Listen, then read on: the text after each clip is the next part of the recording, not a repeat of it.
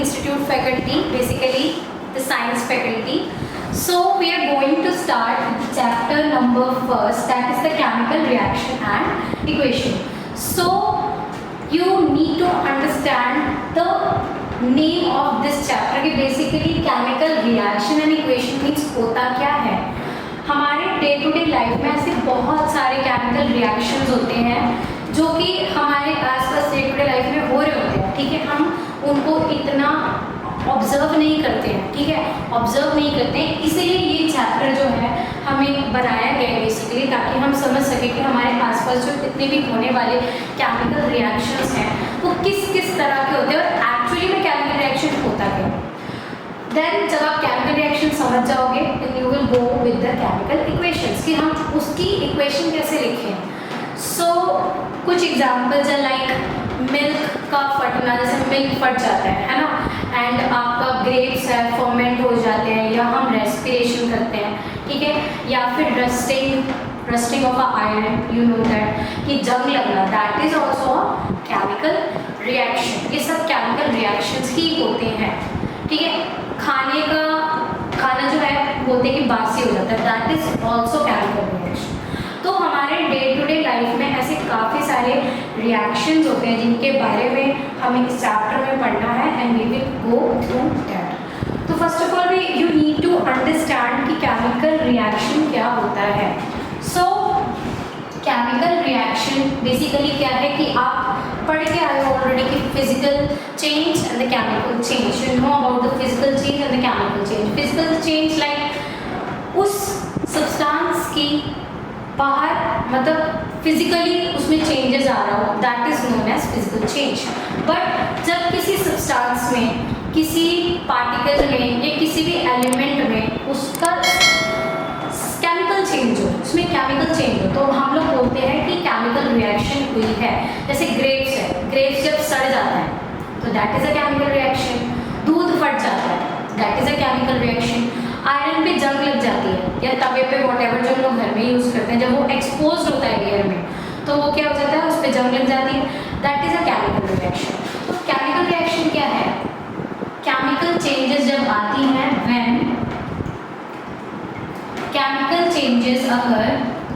chemical changes occur,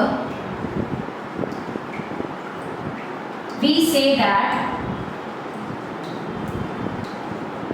chemical reaction takes place. Fine. So अब ये तो हमने समझ लिया कि केमिकल रिएक्शन इस तरीके से होते हैं. बट अगर मैं ये बोलूँ कि हम कब कह सकते हैं कि केमिकल रिएक्शन हुआ है, ऐसी क्या चीज़ें हम नोटिस करते हैं कि फिर हम कह सकते हैं कि हाँ केमिकल रिएक्शन हो रहा है या हुआ है. सो हमें कुछ चीज़ें हम ये कहते हैं हमें देखने को मिलती है, तब हम कहते हैं कि हाँ अगर ये चीज़ हो रही है तो केमिकल रिएक्शन हो रहा है. जैसे फॉर एग्जाम्पल कलर में चेंज हो, स्टेट के कलर में चेंज आता है तो हम उसको क्या बोलते हैं कि क्या हो रहा है, केमिकल रिएक्शन हो रहा है. या फिर गैस इवोल्यूशन हो रही है, मतलब लाइक आपने कोई एक्सपेरिमेंट किया. ठीक है, सपोज यू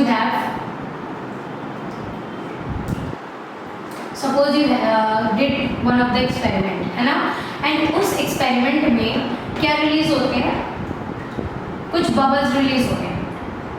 ठीक है, सपोज तो गैस इवोल्यूशन हो रही है तो that is also a chemical reaction. या फिर इस सब्सटेंस का कलर चेंज हो जा रहा है, कलर चेंज हो गया इसका, और मैं पहले ट्रांसपेरेंट था, नाउ इट्स बिकम पिंक और व्हाटएवर येलो, मतलब जो भी कलर में चेंज आ रहा है तो हम क्या कहेंगे कि केमिकल रिएक्शन हो रहा है.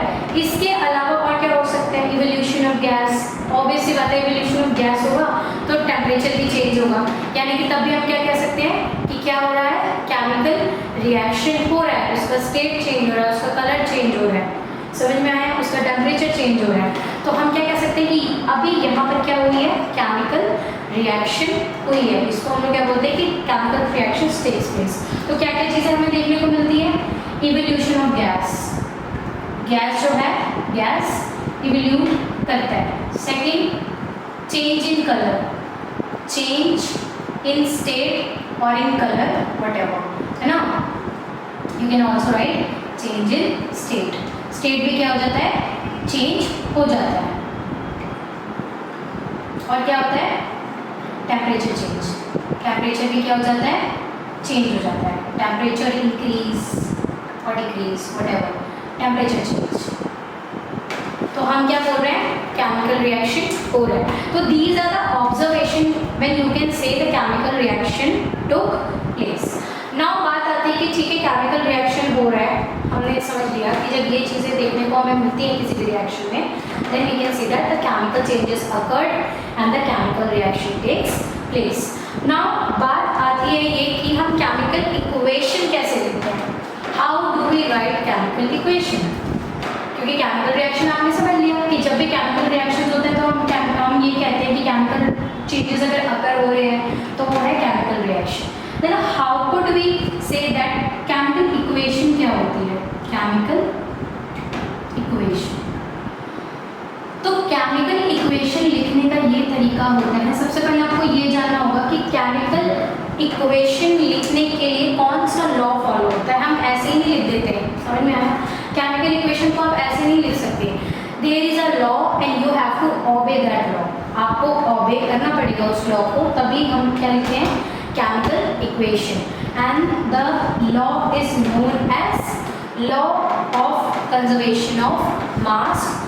Law of conservation of mass आप आई होप आपने पढ़ा होगा, उसमें क्या होता है लॉ ऑफ कंजर्वेशन ऑफ मास में, कि मास can neither be created not be destroyed in any chemical reaction, it can only transform from one form to another, that is known as law of conservation of mass.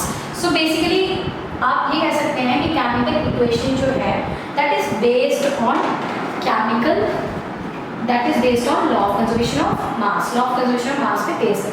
Like मैं आपको एक example बताती हूँ, chemical equations को लिखते कैसे हैं। Suppose you have magnesium and it's reacted with oxygen, so what would it form, it will form magnesium oxide, है ना, मैग्नीशियम ऑक्साइड। तो केमिकल इक्वेशन लिखने का ये तरीका होता है कि जिन रिएक्टेंट्स को, जिन चीज़ों को आप इनिशियली यूज़ करते हो उसको हम हमेशा लिखते हैं लेफ्ट हैंड साइड पे, एंड जो हमें रिएक्शन के बाद फाइनल सब्सटेंस मिलता है या प्रोडक्ट मिलता है उसको हम लोग क्या बोलते हैं, उसको हम लोग किस साइड लिखते हैं, उसको हम लोग राइट हैंड साइड लिखते हैं। फाइन। सो केमिकल इक्वेशन लिखने का फॉर्मेट ये होता है कि जितने भी इनिशियल सब्सटेंसेस को आप जोड़ रहे होते हो, है ना, that is always in the left hand side and that always हम उसमें प्लस साइन लगाते हैं। जैसे कि लाइक जितने आप एलिमेंट्स यूज कर रहे हो, यहाँ पे मैग्नीशियम एंड ऑक्सीजन यूज हो रहा है, देयर आर टू सब्सटेंसेस, दोनों एक दूसरे के साथ रिएक्ट कर रहे हैं, they will form magnesium oxide, right. तो अब यहाँ पे क्या है, जो चीज़ें रिएक्ट कर रही हैं वो है लेफ्ट हैंड साइड, और जो चीज़ प्रोडक्ट बना रही है ऑब्वियसली बात है वो आर हैंड साइड, ठीक है। तो right hand left hand side जो हम लिखते हैं, जो हमारे सब्सटेंसेस हैं, इनको हम लोग बोलते हैं रिएक्टेंट्स, ठीक है, एंड जो लेफ्ट हैंड साइड होता है ये होता है आपका प्रोडक्ट। समझ आ गया। तो केमिकल इक्वेशन लिखने का ये तरीका होता है कि we always write reactants on the left hand side with the plus sign in between them, and when the product is formed there is arrow in between it. So this is the format of chemical equation to write the chemical equation. Then आप ऐसे कई सारे इसमें example लिख सकते हो, काफ़ी सारे एग्जाम्पल्स लिख सकते हो, ठीक है। लाइक मैंने आपको एक ये एग्जाम्पल बताया मैग्नीशियम प्लस ऑक्सीजन, ये मैंने वर्ड्स में लिखा है ना, आप इसको सिंबल में लिख सकते हो। सिंबल में कैसे लिख सकते हो, magnesium plus O2, it will form magnesium oxide, it will form magnesium oxide. As you can see, there are two oxygen, there are two oxygen, there are one magnesium, there are two magnesium. So this can't be possible, this can't be possible because this equation is not chemically balanced, this equation is not chemically balanced। क्यों नहीं है, खुद ही देख सकते हो यहाँ पे 2 oxygen के एटम है, चलो ये तो बैलेंस है, बट मैग्नीशियम के यहाँ पे सिर्फ एक एटम है, यहाँ पे 2 एटम्स आ गए मैग्नीशियम के। So this is not considered as the you can say the balanced chemical equation. You need to balance it. That's why we say that कि जो आपका ये होता है केमिकल इक्वेशन होता है, कोई भी केमिकल इक्वेशन जब आप लिखते हो that always follow law of conservation of मास। तो क्या फॉलो करता है ये हमेशा? ये फॉलो करता है it follows law of conservation of mass। और लॉ ऑफ कंजर्वेशन ऑफ मास हमें क्या स्टेट करती है? मास can neither be created nor be destroyed in any chemical reaction. In any chemical reaction, it can only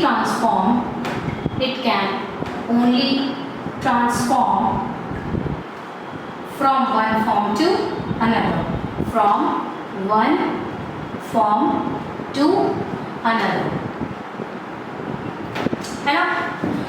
So basically this chemical reaction or this chemical equation is not balanced, right? This is not balanced, तो हम इसको क्या बोलते हैं? This is unbalanced chemical equation। और हम क्या करते हैं? हम इसको बैलेंस करते हैं, ठीक है? The method which we basically use to balance the chemical equation is known as hit and try method। क्या बोलते हैं उसको? hit and try method। तो hit and try method क्या करता है? किसी भी unbalanced chemical equation को बैलेंस करता है। क्या करता है? लिख सकते हो आप hit and try method are used to balance the chemical